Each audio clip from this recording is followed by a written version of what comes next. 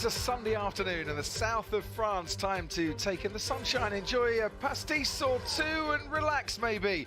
Not a bit of it. Welcome along to round 8 of the Formula 1 season in 2019. This is the port of Marseille. We're just up the road in Le Castellet, the circuit Paul Ricard, where in 1971 we came racing here for the first time in what is widely viewed as the birthplace of motor racing. The first ever Grand Prix was here in France in 1906. The Tour de France will wind its way through this part of the world next month.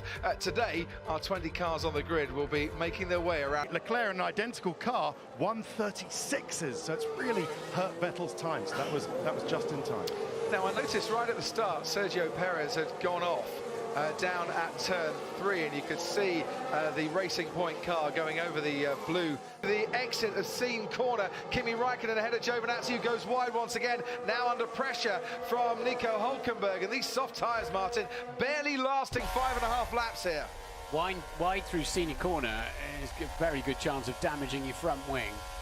This is George Russell taking the bold route round, and that's how that bollard got removed. Race control, Anthony Davidson on duty today. Yeah, I was just watching this Perez moment, guys, and he definitely did gain an advantage going off the track there. He overtook Grosjean and one of the Williams as well, so I think he's got a penalty coming his way. Thanks ever so much, Anne. You meant to go to the left, I think, of the bollards down there to regain your place on the track.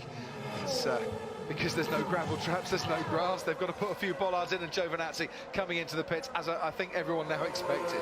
Yeah, with no gravel traps, you don't lose cars out of the race. We've got 20 of them starting. You don't have somebody just beached. Yeah. It's amazing how, when you see the cars, they almost lifted an inside front wheel off the ground over a couple of the bumps around here.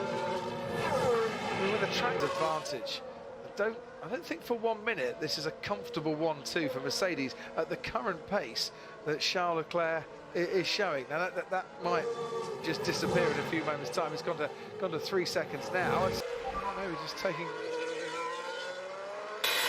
He rejoined the track very dangerously and had to go around. We saw, understood. Was Ricciardo all 4 wheels off the track? I mean, certainly Romain Grosjean was, and felt that he was pushed wide as a result. Obviously not concerned about it. Ferrari tyres. Leclerc's been on the phone saying, my tyres are good. And that's why he's starting to pump in some faster lap times as well. Not exactly under threat, though, from Max Verstappen as he makes his way around Le Beausset. Beautiful corner that. For over 2 seconds, the driver's subjected to about a 4.5 G lateral load. Plays havoc on the lap. He's got the fastest lap as well, and he's about to extend his championship lead over his teammate once again, a man who was in the last 9 races won 7 of them and finished second in the other 2. Lance Stroll catching his teammate Sergio Perez too. I'm having really bad upshifts, really aggressive upshifts. Okay, Lando, this is part of the problem we're managing. There's nothing we can do right now. Deal with it the best you can, mate. Okay. All right. So that tells us then that it's Norris has got Ricciardo, Raikkonen and Hülkenberg bearing down on him at a much faster pace too. Had his first DNF, didn't he, last time out after just 8 laps in Montreal. Oh, look, Norris goes off the track as well. They're all at it. And now Kimi Raikkonen's come through. Now he's got all 4 wheels off the track again. Hulkenberg's getting involved with that. I would suggest the stewards are going to take a look at this as well. Picked up understeer on his way into turn 8, but look, if the stewards want to... Well, he gets through in the end, does Daniel Ricciardo, but the interesting bit to me there is Ricciardo's gone deep into the chicane, and well done, he does deserve driver of the day. I feel sorry for him there. That absolutely was a tough drive. He went from the hunter to the hunted at the end. He was on the attack, had the speed all race long against Carlos Sainz, his teammate, and then the car starts to go wrong, and he handled it beautifully, I must say. Until that very last lap, there's not much else he could have done. Ricciardo's gone off the track because he's gone deep. He's rejoined the track, and in doing so has forced Lando Norris wide off the track. At it. Well, I'm asking you having a go at me before, but the tables have turned. I'm asking the question. I personally thought it was fantastic racing. And guess what? Yeah, I'm not surprised by that. It's under investigation by the stewards. They're going to take a little look at that. I think you'll go down to the sky pad in a bit and take a look at that as well. That one. Yeah. No, but they should, and by the letter of the law, after Canada, I think they're obliged to do so. Hashtag AskCrofty. We'll read out some of your tweets in a bit as well if you want to join the debate, but there is no debate as to the deserving winner today, the class car of the field, the class driver. Well, was it really the class car of the field? Otherwise, Bottas wouldn't have got caught up like he did at the end. I think Leclerc put a strong drive in, but Hamilton's drive was very good. Car 44 was the class car. Oh, car 44 was the class. Oh, you meant it like that. Yes, that certainly was the class car. With Lewis behind the wheel, like Bono said, you know, great drive, awesome race pace. Who is going to be able to stop this man? Well, Valtteri Bottas hasn't led Lewis Hamilton on track in the last 4 races.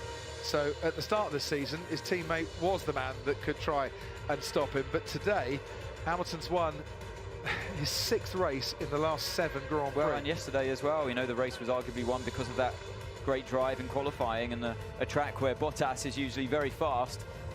He did pressurise Lewis all weekend, but he's going to have to think of something else. Yeah, I'd like to know what was happening with Valtteri Bottas at the end as well. Was it tyre related? Was it something else? But Leclerc, in the form of a thoroughbred, flying to the finish line at Royal Ascot in a 5-furlong sprint, was coming at him fast and furious. All smiles for Lewis Hamilton, though, and extending his championship lead now to 36 points as we start the second part of the third, I should say, of the Formula One season in 2019. Yeah, gives his team a well-deserved hug. At the end of the day, you're only as good as your chariot. Yeah, and the chariots did not let him down at Lewis, all. Martin if we can Brundle. just have a quick word with you. All in there? The word that springs to my mind is masterclass. It's definitely been a really good weekend. But I mean, I've been racing a long time, you know, but it just never gets old.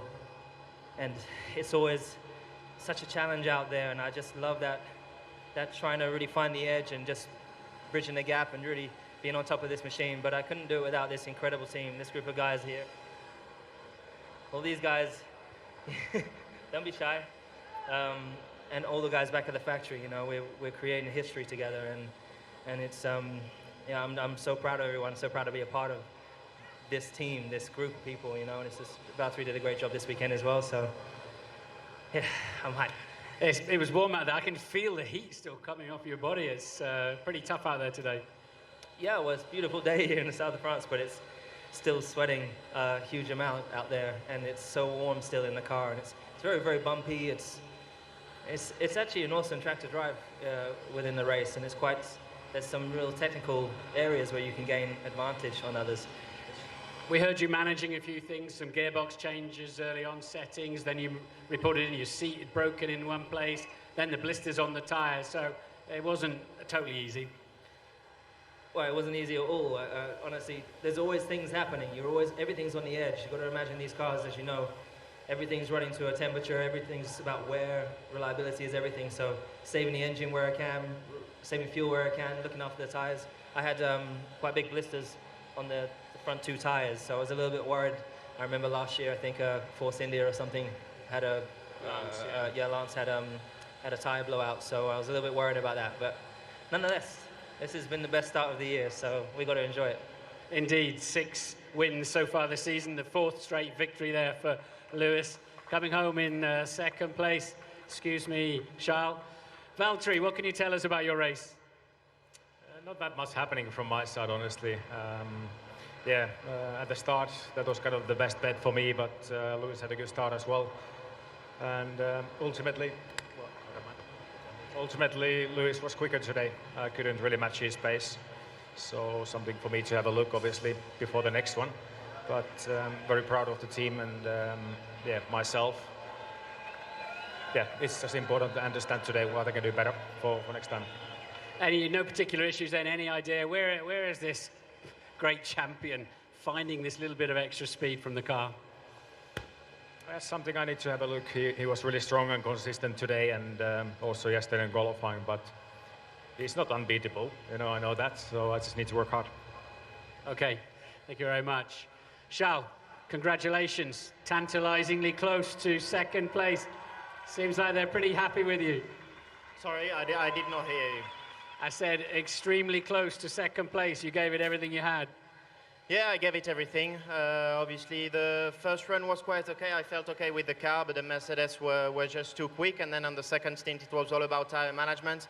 I think we did a very, very good job on that. And towards the end, I was catching Valtteri. I think he struggled a little bit to turn his tire on again after the VSC. So I saw an opportunity, but unfortunately there was not enough laps for me to try something. So yeah, but I think seeing where we were on Friday after the race simulations, I think it's a great day for us. Great drive. Was there a moment when you thought, I'm going to have him, I'm going to take second place? Well, definitely. I mean, in the last 2 laps, I was catching quite quickly, so I believed it until the last meters I did. There's some trophies waiting for you. Well done. Thank you. And that makes a lot of sense now. We had the virtual safety car because of the bollard that was on the track. And while Charles Leclerc was able to get going straight away, Valtteri Bottas was struggling a bit, hence the speed difference between the Mercedes and the Ferrari. Then he'll go saying back. that the drivers aren't working hard. Valtteri Bottas certainly looks like he's been through things today. Well, he was put under pressure for the last couple of laps, certainly.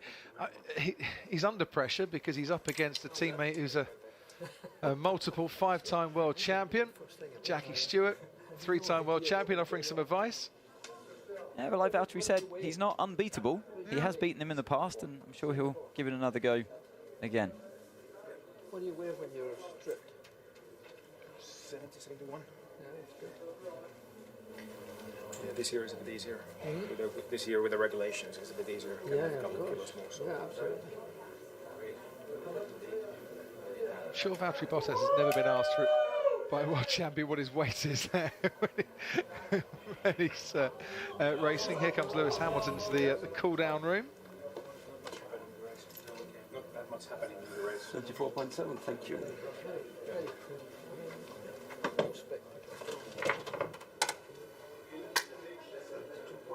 Of course, the weight for the drivers last year, don't forget, was more important. Oh, okay. Cars were lighter. Cars heavier this year, certainly. Thank you. Thank you. It's close towards the end, but not You enough. guys were close? Yeah. Not working hard enough. Look, the hair's dry. I know, he's freaking young. He's got 15 years. Or whatever. Yeah. That's what youth for. Yeah, exactly. Don't worry, you'll start. You're struggling with your tires? You did a 42.7, Especially with the VSC. Yeah, that's pretty quick. Yeah. The team was went for the time at the end. Jackie Stewart celebrated his 80th birthday on June the 11th. The oldest living world champion, 3-time world champion, an absolute legend, and probably the only man that could get away with "you're not working hard enough" to Charles Leclerc. I think that's I great. liked Lewis's response as well. 15 years on everyone. No wonder he's not sweating. But interestingly as well, Lewis asking Valtteri about the tyre situation on the restart from the virtual safety car, and Valtteri, admitting that he found it hard to restart them. So that completely makes sense now with why Charles Leclerc was able to put pressure on him. It's good that he was putting pressure on him at the end. Oh, absolutely. He had a bit of tension. It wasn't just a clear domination from the Mercedes team today.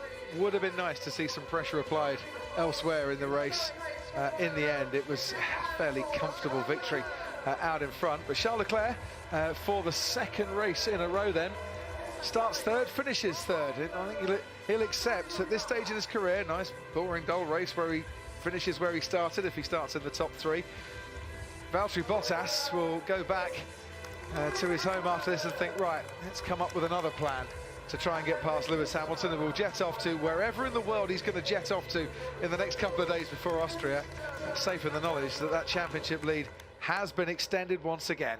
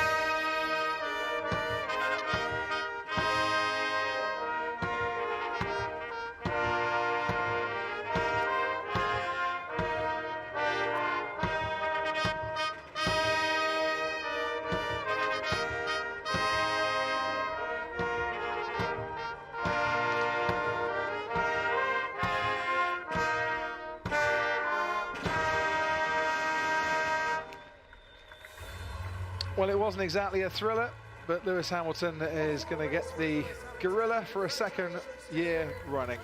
The Gorilla Trophy, with the tyre held aloft and presented by the presidents of the French Formula One Grand Prix in the Nice metropolitan community.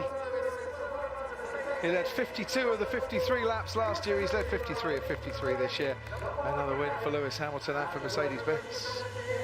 Yeah, cracking race from Lewis and the team. They did a great job. Fast car, reliable. Nathan takes the trophy there. Lewis's side of the garage. James Howes, Toto watches on. Yeah, very happy Mercedes-Benz heads and the chief strategist alongside him, Valtteri Bottas. I don't know if he's feeling blue to go with the blue trophy. He's wondering what else he has to do to take the fight to Lewis. And Charles Leclerc, a great drive from himself. This weekend, the whole weekend, he's been on top of Sebastian. I dare say for Charles Leclerc, an important weekend, as you mentioned, to be ahead of his teammate and to get the third place. Not cause for celebration for Ferrari. They came here for better than that. But for Mercedes, it's the winning habit. 8 races gone in 2019. 8 race victories for the Constructors' Champions. And for Lewis Hamilton, 6 wins in the last 7 races. Who can stop him? Just a few days to go until the next race in Austria.